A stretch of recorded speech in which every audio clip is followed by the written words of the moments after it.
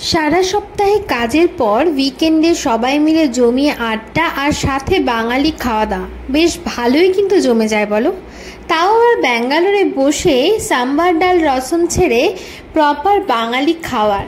তাহলে তোমাদের কাছে আজকে আমি এটাই শেয়ার করি কি এই উইকেন্ডে আমার কিভাবে সময় কেটেছে। তো উইকেন্ডে একটু খাওয়া দাওয়া আড্ডা ঘোরা না হলে কেমন জানি একটা বোরিং ফিল হয়। রুমে একা একা বসে বসে সত্যিই খুব বোর লাগে, একা একা ফিল হয়, এটা কিন্তু সত্যি কথা। তো তাহলে চলো বন্ধুরা ব্লগটা শুরু করা যাক। Hello guys, welcome back to my channel. স্যাটারডেতে আমি গেছিলাম ইলেকট্রনিক সিটি। তো হোয়াইটফিল্ড থেকে বাসে করে যেতে সময় লাগে প্রায় 2.5 ঘন্টার মতন। তো সকাল 10টার 15 দিকে আমি বাড়ি থেকে বেরিয়েছিলাম আর পৌঁছেছিলাম প্রায় 12:30টার দিকে। শনিবারের সকাল, ছুটির দিনে উঠতে বেশ কিছুটা লেটও হয়ে গেছিলো, তাই চটপট করে ঘুম থেকে উঠে রেডি হয়ে বেরিয়ে পড়েছিলাম প্রায় 10:30টার দিকে। তো সিল্ক বোর্ড পৌঁছে গেছি। সিল্ক বোর্ড হলো সেই জায়গা যেই জায়গা থেকে আমাকে আরেকটা বাস চেঞ্জ করেই ইলেকট্রনিক সিটি যেতে হয়েছিল। তো মানে 80% রাস্তা আমি পৌঁছেই গেছিলাম আর 20% রাস্তা যেতে হবে। তো এখন এখান থেকে একটা বাস চেঞ্জ করে তবেই আমি ইলেকট্রনিক সিটি পৌঁছে যাব। মানে দুটো টোটাল বাস চেঞ্জ করতে হয়, ডিরেক্ট বাস কোনোদিনও পাওয়া যায় না। আর 3টে বাসও অনেক সময় লেগে যায়, কিন্তু সেদিন যাই হোক আমি লাকিলি 2টো বাস পেয়েও গেছিলাম, তাই তাড়াতাড়ি পৌঁছেও গেছিলাম অনেকটা।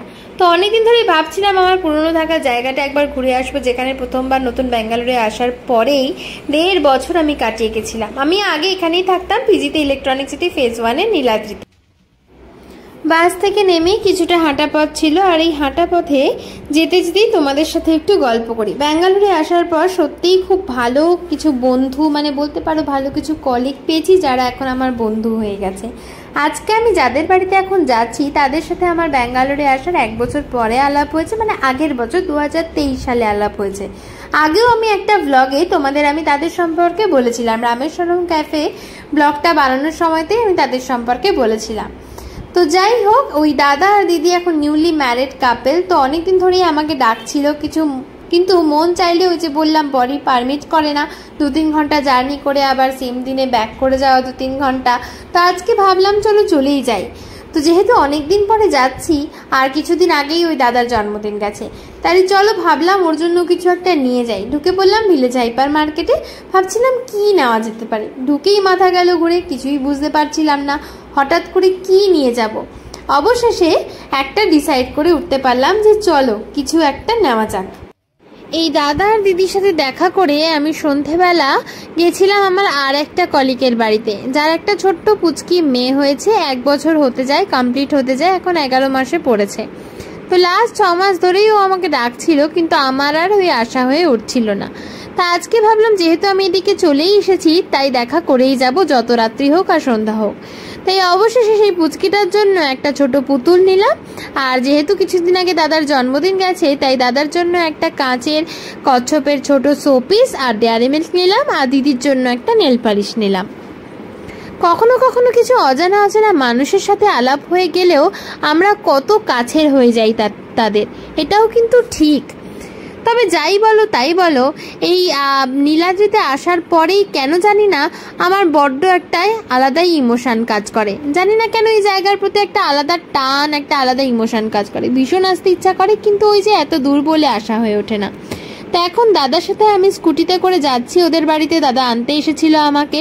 তো রাস্তায় এর মধ্যে ট্রাফিকে ফেসে গেছি।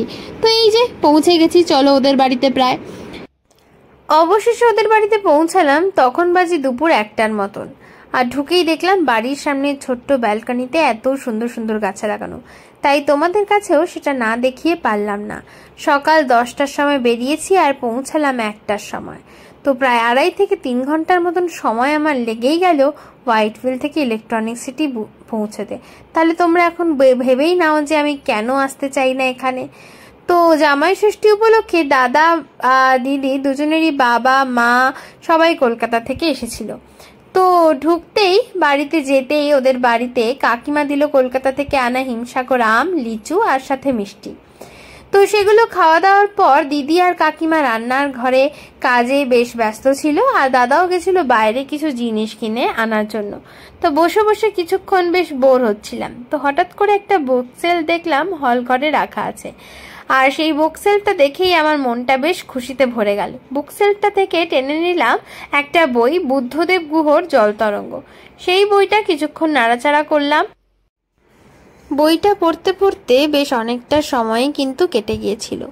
তারপরে আস্তে আস্তে দেখলাম ওদের বাড়িতে নিমন্ত্রিত সবাই আস্তে আস্তে আসতে শুরু করে দিয়েছে দুপুরবেলা। তারপর দেখলাম কাকিমারা সবাই মিলে এখানে দুপুরের খাওয়া দাওয়ার আয়োজনের তোড়জোড় চলছে। তো এখন দুপুরের মেনুতে তোমাদেরকে আমি দেখিয়ে দেবো যে কী কী ছিল। এখানে আমার দাদা হাই করে দিচ্ছে, আর দাদার পাশেই ছিল আমার পুরনো অফিসের কলিগ, মানে যেই বন্ধুর থ্রু দিয়েই আমার এই দাদা আর দিদির সাথে মেনলি আলাপ হয়েছিল। এখানে দাদার বাবা, দাদার জামাই বাবু আর দাদার মাকেও আমি তোমাদেরকে দেখিয়ে দিলাম। তো চলো বন্ধুরা, এখন তোমাদেরকে আমি দেখাই যে লাঞ্চে আমরা কি কি খেয়েছিলাম সেদিন। তো প্রথমে ছিল বাসমতি চালের ভাত, কুমড়ো ফুলের বড়া, বাঁধাকপি আলু মাছের মাথা দিয়ে তরকারি, আর সর্ষে ভাপা, ইলিশ। তো এটাই হলো আমার মেইন যেটা পছন্দের প্রিয় খাবার, সেদিন খেয়েছিলাম আমি। এরপরে ছিল মাটন কষা, আর তারপরে ছিল টক ঝাল মিষ্টি আমের চাটনিও। খাওয়া দাওয়ার পরে আমরা প্রথমেই খেয়ে নিয়েছিলাম, তারপরে বাকি সবাই দিদি আর আরও যারা নিমন্ত্রিত এসেছিল, দিদির কাকিমা, দিদির শাশুড়ি মা, সবাই খেতে বসে গেছিলো। তারপরে আমরা সবাই মিলে খাচ্ছিলাম আইসক্রিম। দুটো ফ্লেভারের আইসক্রিম ছিল, একটা ছিল ম্যাঙ্গো, একটা টেন্ডার কোকোনাট। দুটো আইসক্রিমই খেতে কিন্তু অসাধারণ ছিল। তারপরে ওখান থেকে বেরিয়ে আমি চলে গেছিলাম আমার আরেকটা কলিগের বাড়িতে, যার একটা ছোট্ট পুচকি মেয়ে হয়েছে, 1 বছর কমপ্লিট হতে চললে, 11 মাস পড়েছে এখন। লাস্ট 6 মাস ধরেও আমাকে ডাকছিল, যেটা আমি তোমাদেরকে বললাম, কিন্তু আর আশা হয়ে উঠেছিল না। তো আজকে যেহেতু এদিকে এসেছিলাম, তাই ভাবলাম দেখা করেই যাব, যত রাত্রি হোক। আমরা খেলার আসলে ওখানে গিয়ে জমে গেছিলাম। তার মধ্যেই আমার কলিগ বানিয়ে ফেলেছিল চিকেন কারি, ভাত, আর সাথে ছিল চিলি পনিরও। তো ডিনার না করে ও বলেই দিল যে আমাকে ছাড়বে না, তাই বাড়ি আসতেই দিচ্ছিল না। তারপরে ডিনার করে বাড়ি এলাম। বাড়ি পৌঁছতে পৌঁছতে বেশ অনেকটা রাতও হয়ে গেছিল। তাই এই সব কিছু মিলিয়ে স্যাটারডের পুরো দিনটা বেশ ভালোই কেটেছিল। গেম খেলার সময় এত মজা হচ্ছিল যে তার মধ্যে ভিডিও করে তোমাদেরকে দেখাতেই পারলাম না। আর ডিনার টাইমেও ছিল বাড়ি আসার তাড়া, তাই সারাদিনটা বেশ ভালোই কাটলো। তাহলে দেখা হবে বন্ধুরা নেক্সট ব্লগে। ব্লগটা ভালো লাগলে অবশ্যই লাইক করে দিও, আর চ্যানেলটা সাবস্ক্রাইব করতে ভুলো না। আজকের মতন এইটুকুই বন্ধুরা, টাটা বাই বাই।